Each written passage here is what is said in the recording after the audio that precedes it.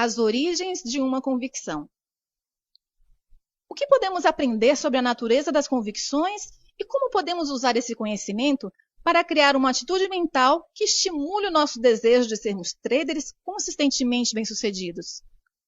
Estas são duas das questões em que me irei concentrar em responder neste capítulo. Primeiro, olhemos para a origem das nossas convicções. Como se recorda, as memórias, as características e as convicções existem sob a forma de energia, especificamente energia estruturada. Anteriormente, reuni essas três componentes mentais para ilustrar. 1. Que as memórias, as características e as convicções não existem como matéria física. 2. Que a relação causa-efeito que existe entre nós e o meio exterior concebe estes elementos. E 3. Como a relação causa-efeito se inverte de modo que possamos perceber no ambiente externo o que aprendemos. Para chegar à origem das nossas convicções, vamos ter de separar essas componentes para ilustrar a diferença entre uma memória e uma convicção. A melhor maneira de o fazer é imaginarmos-nos na mente de uma criança. Eu diria que no início da vida de uma criança, as memórias das suas experiências existem na sua forma mais pura. Com isto, quero dizer que as memórias do que ela viu, ouviu, cheirou, tocou ou provou existem na sua mente como informação sensitiva, pura, que não está organizada ou associada a quaisquer palavras ou conceitos específicos. Por conseguinte, vou definir uma memória pura como informação sensitiva armazenada na sua forma original. Uma convicção, por outro lado, é uma persuasão íntima acerca da natureza e da forma como o ambiente externo se manifesta. Um conceito que combina informação sensitiva pura com um sistema de símbolos a que chamamos língua. Por exemplo, a maioria das crianças tem uma memória pura de como é ser tratada com amor por um progenitor. Mas só quando a criança aprende a ligar ou associar certas palavras com a informação sensitiva pura armazenada na sua memória, é que irá formar um conceito sobre como é ser cuidada com amor. A expressão "a vida é bela" é um conceito. Em si mesmas, as palavras constituem um conjunto de símbolos abstratos, sem significado. Mas se uma criança aprender ou decidir ligar essas palavras aos seus sentimentos com carga positiva quanto à forma como é cuidada, então as letras já não são um conjunto de símbolos abstratos, e as palavras já não são uma expressão abstrata. A vida é bela torna-se uma distinção definitiva sobre a natureza da existência ou o modo como o mundo funciona. Similarmente, se a criança não recebesse os cuidados adequados às suas necessidades, pode com igual facilidade ligar as suas sensações de dor emocional a um conceito como a vida não é justa ou o mundo é um lugar terrível. Em qualquer caso, quando a energia positiva ou negativa das nossas memórias ou experiências se liga a um conjunto de palavras a que chamamos conceito, este adquire energia e, em resultado disso, é transformado numa convicção acerca da natureza da realidade. Se considerarmos que os conceitos são estruturados pelo sistema de uma língua e adquirem energia pelas nossas próprias experiências, torna-se claro por que me refiro às convicções como energia estruturada. Quando uma convicção surge, o que faz? Qual é a sua função? Em certos aspectos, parece ridículo colocar essas questões. Afinal, todos temos convicções. Estamos constantemente a expressar as nossas convicções tanto pela linguagem como através das nossas ações. Além disso, estamos constantemente a interagir com as convicções de outras pessoas quando elas as exprimem. No entanto, se perguntar exatamente o que faz uma convicção, provavelmente a sua mente ficará confusa. Por outro lado, se perguntar quais as funções dos seus olhos, ouvidos, nariz ou dentes, não teria problema em responder. As convicções são componentes tão importantes da nossa constituição, em termos do impacto que tem na qualidade das nossas vidas, que é uma das grandes ironias da vida que sejam aquelas em que menos pensamos e que menos compreendemos.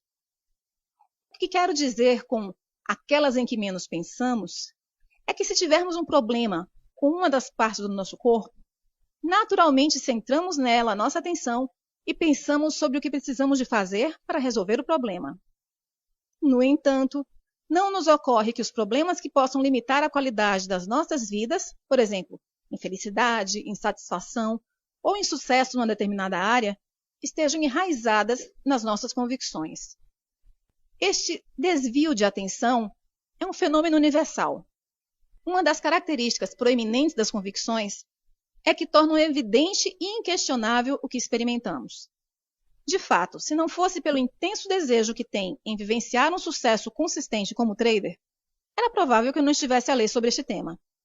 Normalmente são precisos anos de frustração para as pessoas começarem a aceitar que podem ser as suas convicções a fonte das suas dificuldades.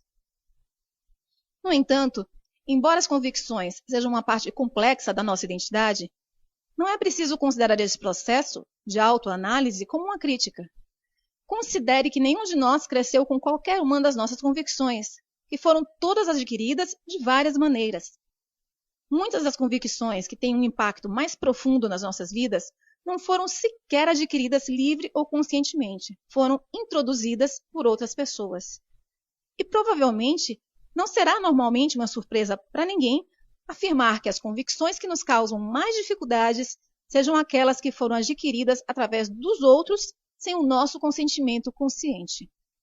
Refiro-me às convicções adquiridas quando éramos demasiado jovens e sem informação para compreender as implicações negativas daquilo que nos estavam a ensinar. Seja qual for a origem das nossas convicções, uma vez existentes, funcionam basicamente todas do mesmo modo.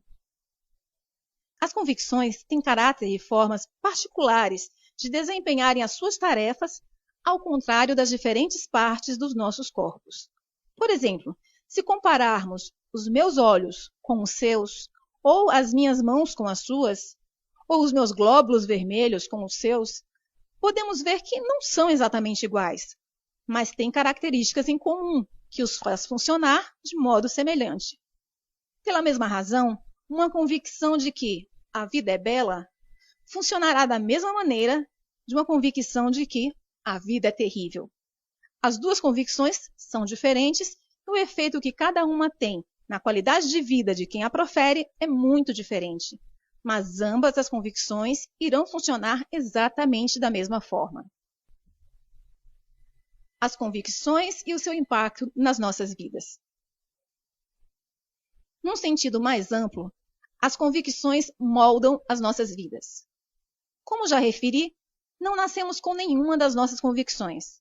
Elas são adquiridas e, à medida que se adicionam umas às outras, a forma como vivemos as nossas vidas reflete aquilo em que aprendemos a acreditar.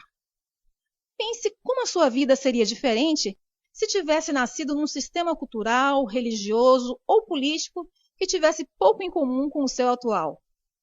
Pode ser difícil imaginar, mas aquilo em que teria aprendido a acreditar sobre a natureza da vida e o modo como o mundo funciona podia não ter nada a ver com aquilo em que hoje acredita, mas iria defender essas convicções com o mesmo grau de certeza com que defende as suas convicções atuais.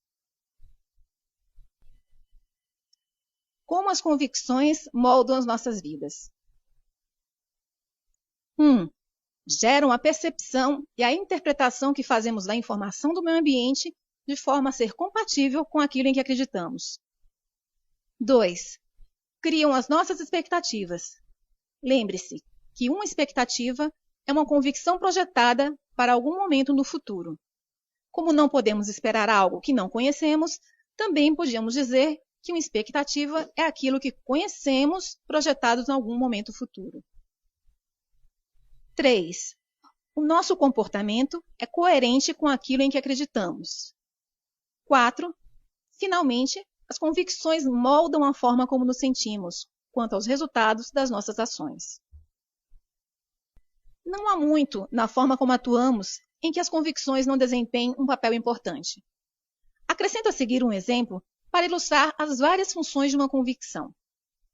Na primavera de 1987, estava a ver um programa de televisão. Era sobre algumas celebridades que pregavam partidas umas às outras. Numa parte do programa, a estação de TV contratou um homem para ficar no passeio da Avenida Michigan, a segurar uma placa que dizia dinheiro grátis só hoje. Para quem não conhece Chicago, a Avenida Michigan alberga muitos armazéns e lojas da moda. A estação de TV deu ao homem uma quantia considerável em numerário, com instruções para dar o dinheiro a quem o pedisse. Ora, se considerarmos que a Avenida Michigan é uma das zonas mais movimentadas da cidade, e se partirmos do princípio de que a maioria das pessoas que passaram pelo homem na rua conseguia ler a placa, quantas pessoas pensa que aceitaram a oferta e pediram dinheiro? De todas as pessoas que passaram a ler uma placa, só uma parou e disse: fantástico, pode dar-me 25 centavos para comprar um bilhete de ônibus? Fora isso, ninguém sequer se aproximou do homem.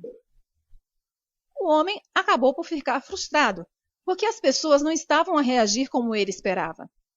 Anunciou o seu propósito mais alto. Alguém quer dinheiro? Tenho dinheiro para dar. Ajudem-me a livrar-me dele.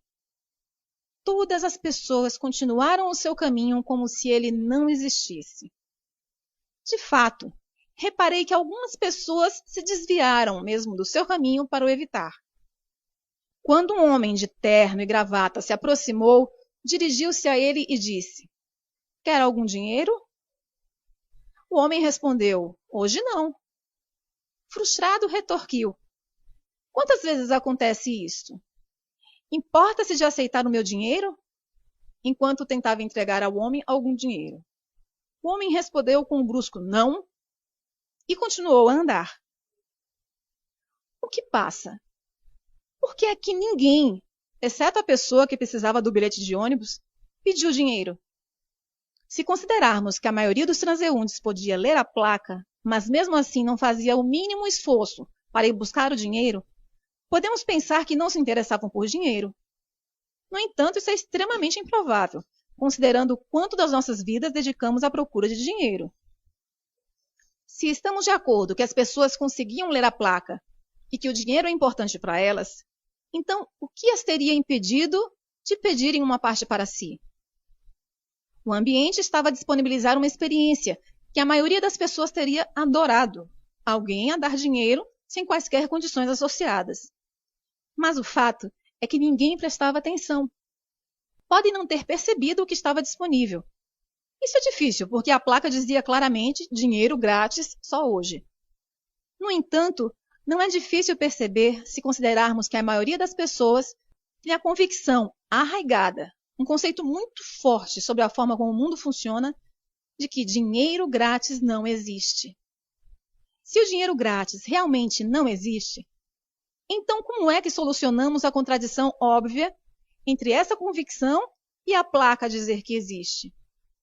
É fácil. Simplesmente decidimos que o homem com a placa é maluco. Que mais poderia justificar um comportamento tão estranho se de fato o dinheiro grátis não existe? O processo de raciocínio que explicaria a contradição podia ser algo semelhante a isso. Toda a gente sabe que é raro obtermos dinheiro sem condições associadas, e muito menos de um estranho numa das ruas mais movimentadas da cidade. De fato, se o homem estivesse realmente a distribuir dinheiro, já estaria cercado pela multidão. Podia até colocar a sua vida em perigo. Deve ser maluco. É melhor afastar-me dele. Quem sabe o que poderá fazer? Repare que cada componente do processo de pensamento descrito é coerente com a convicção de que o dinheiro grátis não existe. 1. As palavras dinheiro grátis não foram percebidas nem interpretadas tal como se pretendia. 2. Decidir que a pessoa com a placa tinha de ser maluca criou uma expectativa de perigo, ou pelo menos uma percepção de que se justificava ter cuidado. 3. Mudar intencionalmente o caminho para evitar contato com a pessoa com a placa é uma ação que é coerente com a expectativa de perigo. 4. Como é que cada pessoa se sentiu com o desfecho? É difícil dizer sem conhecer cada pessoa individualmente, mas uma boa hipótese seria que se sentiram aliviados por terem conseguido evitar o encontro com uma pessoa maluca. A sensação de alívio que resultou de evitar um encontro com um estranho é um estado mental. Lembre-se que o modo como nos sentimos, o grau relativo de energia com carga positiva ou negativa que flui através dos nossos corpos e mentes, é para nós a verdade absoluta. No entanto, as convicções que despertam em qualquer estado mental particular podem não ser a verdade relativamente às possibilidades disponíveis no ambiente. A sensação de alívio não é o único resultado nessa situação. Imagine como teria sido diferente a experiência se os transeuntes tivessem acreditado que existe dinheiro grátis. O processo descrito acima seria o mesmo, só que iria fazer com que a convicção de que existe dinheiro grátis parecesse evidente e inquestionável, tal como a convicção de que não existe dinheiro grátis parecesse evidente e inquestionável. Um bom exemplo seria o da pessoa que disse: "Fantástico, pode me dar 25 centavos para comprar um bilhete de ônibus?" Quando vi isto, tive a impressão de que esta pessoa seria provavelmente um pedinte e que poderia ter pedido a outra qualquer pessoa 25 centavos. Um pedinte é alguém que acredita absolutamente na existência de dinheiro grátis. Por conseguinte, a sua concepção e interpretação da placa foram exatamente o pretendido pela estação de TV. A sua expectativa e comportamento foram coerentes com a sua convicção. E como se sentiria ele quanto aos resultados? Obteve os seus 25 centavos, pelo que eu diria que ele ficou satisfeito. É claro que ele não sabia que poderia ter obtido muito mais. Há outro desfecho possível para o nosso cenário. Consideremos a hipótese de que alguém que acredita que o dinheiro grátis não existe, mas que mesmo assim assume essa possibilidade. Por outras palavras, algumas pessoas podem ficar tão intrigadas e curiosas que decidem suspender temporariamente a sua convicção de que o dinheiro grátis não existe. Esta suspensão temporária permite-lhes agir fora dos limites criados por uma convicção, para ver o que acontece. Assim, em vez de ignorarem o homem com a placa, que seria a primeira reação, a pessoa do nosso exemplo dirige-se a ele e diz: "Dê-me 10 dólares. O homem tira rapidamente uma nota de 10 dólares do bolso e dá-lhe. O que acontece agora? Como se sente essa pessoa ao experimentar algo inesperado que contradiz completamente a sua convicção? Para a maioria das pessoas, a convicção de que o dinheiro grátis não existe é adquirida através de circunstâncias desagradáveis, para o dizer de forma moderada. A forma mais comum é dizerem-nos que não podemos ter alguma coisa porque é demasiado cara.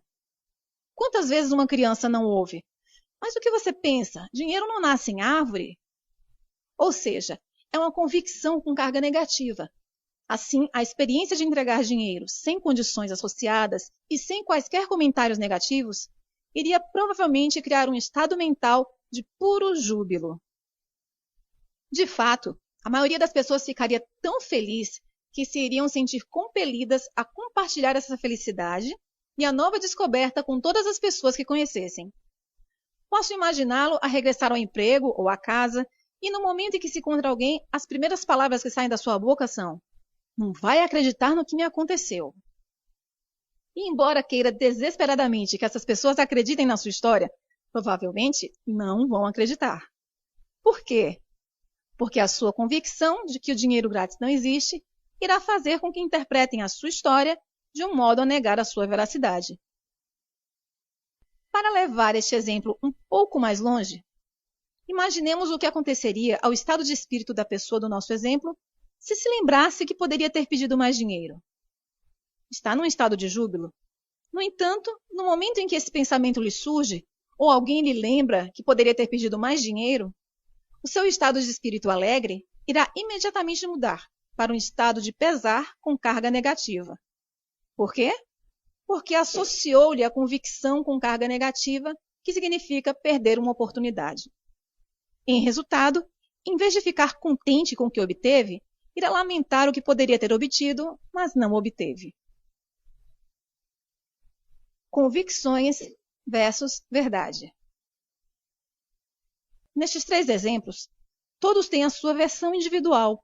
Se lhes perguntar, cada um descreveria o que viveu do seu ponto de vista, como se fosse a única versão verdadeira e válida da realidade. Contradição entre essas 3 versões da verdade sugere-me uma importante questão filosófica que precisa ser resolvida.